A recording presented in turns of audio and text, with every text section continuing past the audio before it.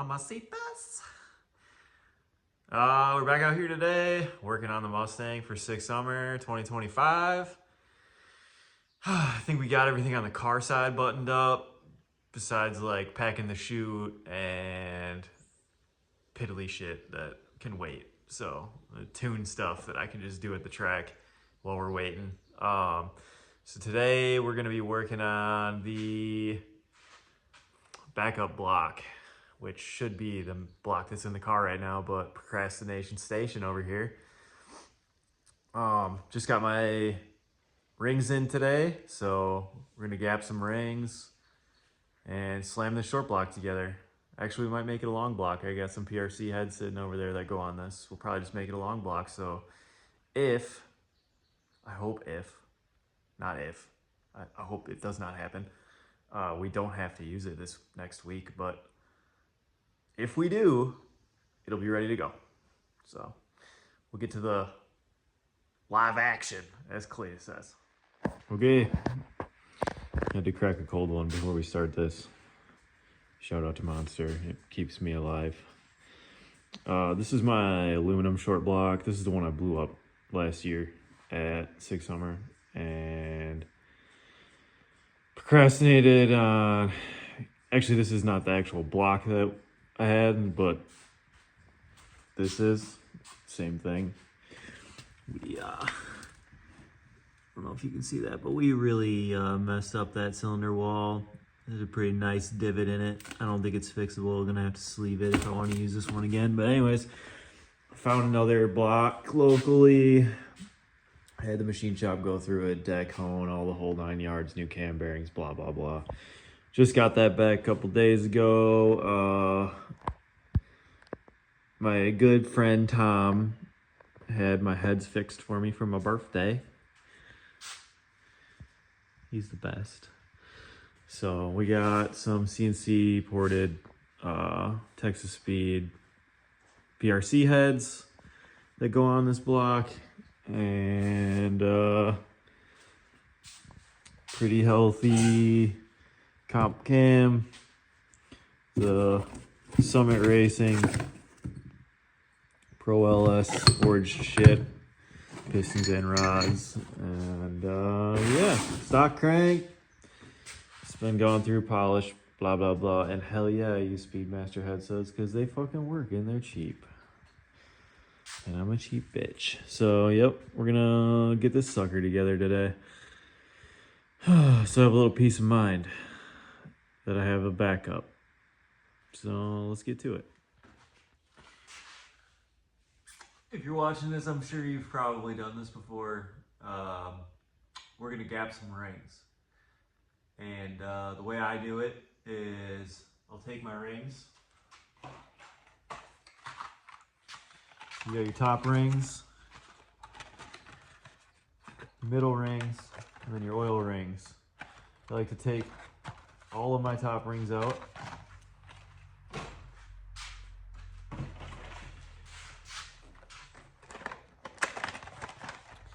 These are actually for a Ford Ranger.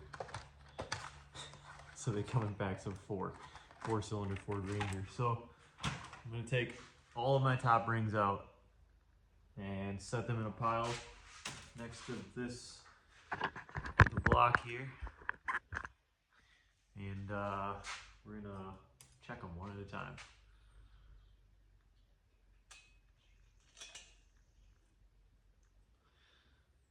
Unfortunately, because I overheated everything last year, a couple of these holes are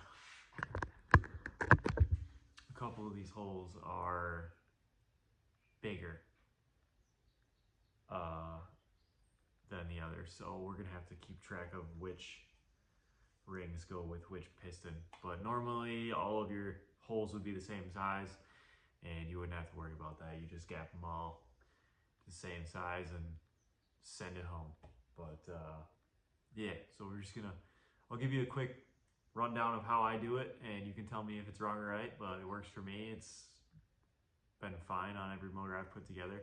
The one that's in the car right now has seen probably 100 fucking bottles of nitrous through it, and probably way too much nitrous for a stock block, and never had a problem with rings butting together. Just had a problem with fuel delivery and spark plugs turning into a blowtorch. Actually, I'll show you that real quick. It's kind of neat.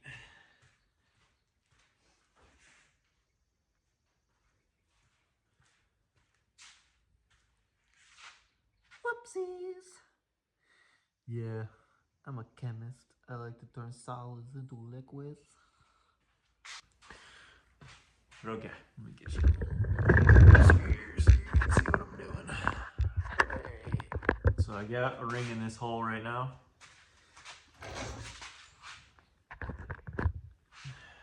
What I like to do is take my piston upside down and push the ring in until the top of where the skirt meets the top of the piston is flush with the deck. Just kind of use your thumbs until it's flush with the deck, then pull it out, and your ring should be square enough in the bore. It's probably not perfect, but it's close enough. Then take your feeler gauge, which I think we're gonna put the top ring at 26-ish, 26 thou. See if you can fit it in between the gap there, which I can, surprisingly. It's a little tight. Yeah, we'll shave a little bit off of that. But basically, that's the gist of it. You put the ring in the bore, check it. It's not what you want. Grind a little off it with your piston ring file. Put it back in, check it. Keep doing that until you get the gap you want. And yeah, that's it. All right, so I just double checked what Summit recommends for their pistons, and it's your bore size times 7 thousandths. So this is a 20 over motor, so it's 380 times 0.007. That gives you like 26.5. We'll probably go a little over just to be safe. And the second ring, they want you to multiply your bore size by 7.5 thousandths, so 0.0075.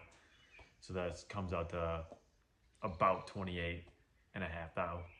So to make them a little bit looser than that. I know the motor in the car has like, I think it's 28 and 30, and it doesn't seem to use oil or burn oil or anything, and it seems pretty fucking healthy. So we'll go a little looser than recommended just to be safe. So we're gonna get after that. Probably gonna be a time lapse of it. I might show you how to file one ring, or at least how I do it, and then we'll just rip through it all and get to the next step. All right, so I got one ring in the file here. Normally, if you did this a lot, you would have this screwed to the bench, but my buddies and I had a shop together, and we used to have a couple of these.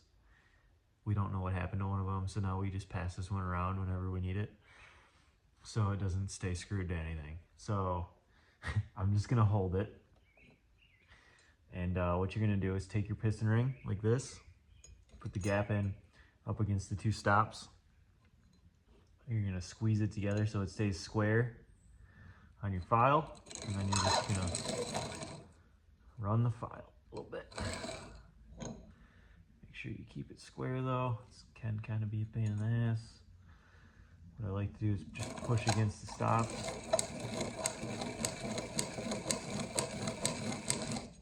All right, and then what you're gonna wanna do is take a regular file and file all the sharp edges off that you just made, otherwise it'll scratch the bore, and you do not want that. So make these a little soft, and then check your gap, and if it's not big enough, do it again.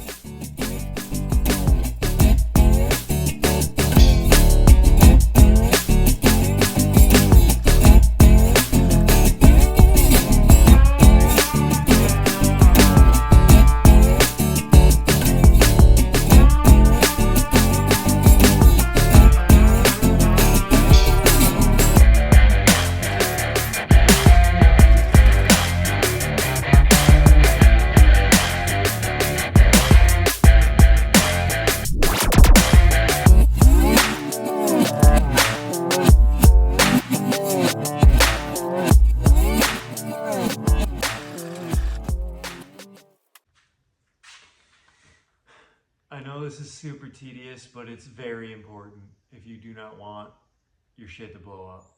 So take your time, make sure they're gapped correctly, and you can throw all the boost that it'll take, and you're not going to have the piston ring fail and take the top of your piston off.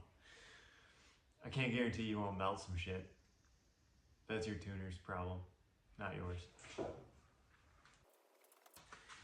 P.S. I am my own tuner, so I can blame myself. That's all I have to blame is myself for being a dumbass.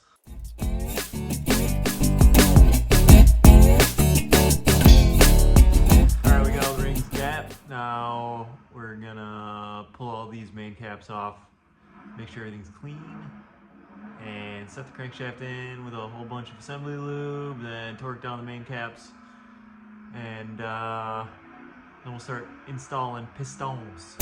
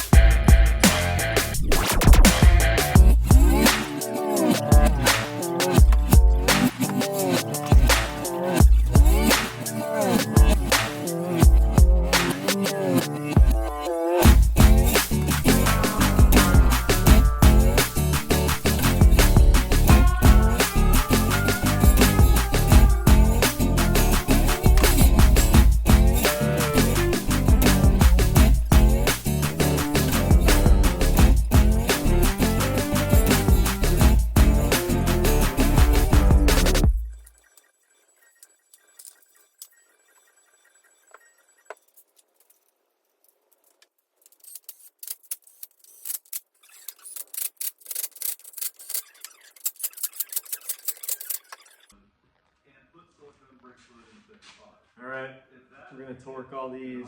They're torqued to yield. The inners are first step 15 foot-pounds, then 80 degrees. We're just going to start from the inside, kind of work our way out. That's how I do it. You can go by the spec sheet, whatever. So I've done everything I've ever assembled with heads, blocks, whatever. Just start in the center, work your way out.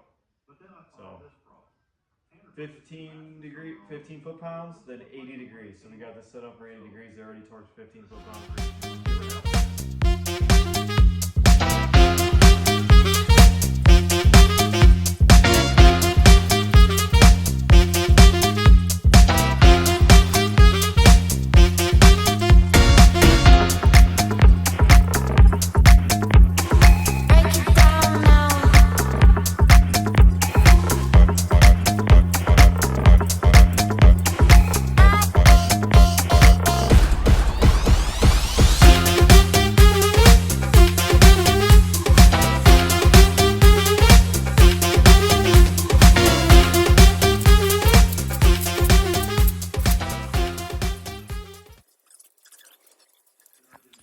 Alright, I didn't film a bunch of stuff because I needed to focus. So, we got all the rings gapped. We got the rods on the pistons. We got the rings onto the pistons. And they were just chilling in the holes so that I could number them and keep all the rings and pistons straight. So I'm going to set them all on the bench, make sure everything's clean, and start popping them in.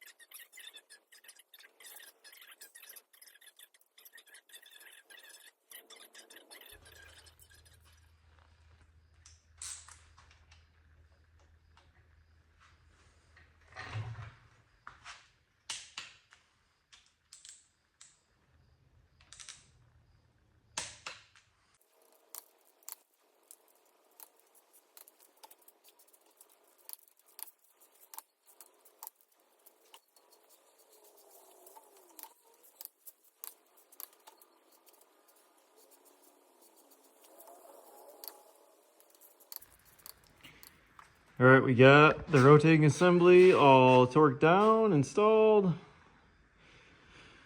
Gonna move on to cam and lifters. Let's get after it.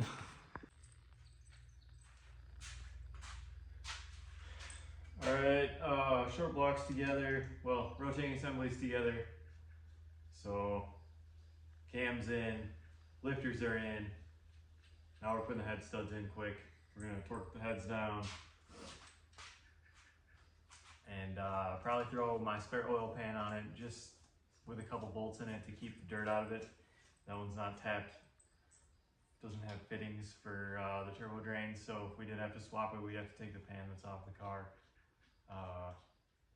Yeah, so get these studs in, torque the heads down, get a pan on it, probably throw the timing set and oil pump on it, and she'll be ready to rock.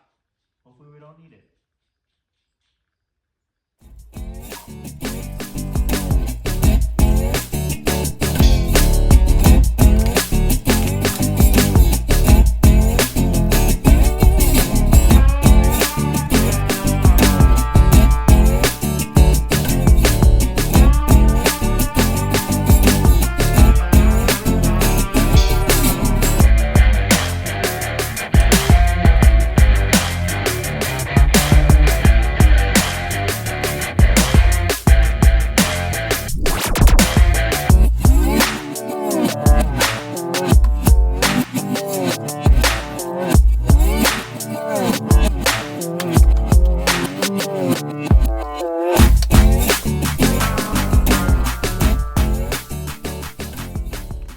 Alright, we officially have a spare long block.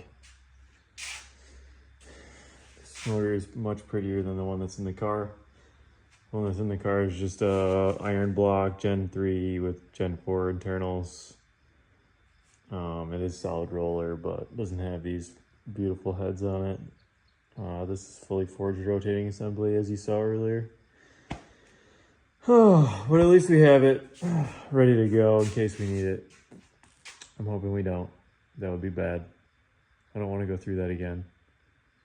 So yeah, see what else we can get into. All right, one of the guys that's going with us this week asked if I wanted to go get dinner tonight. So we're gonna take the race car and I'll get some footage of it driving, and yeah, then maybe I'll get a little clip of him telling me what he thinks is gonna happen this week. All right, let's get it.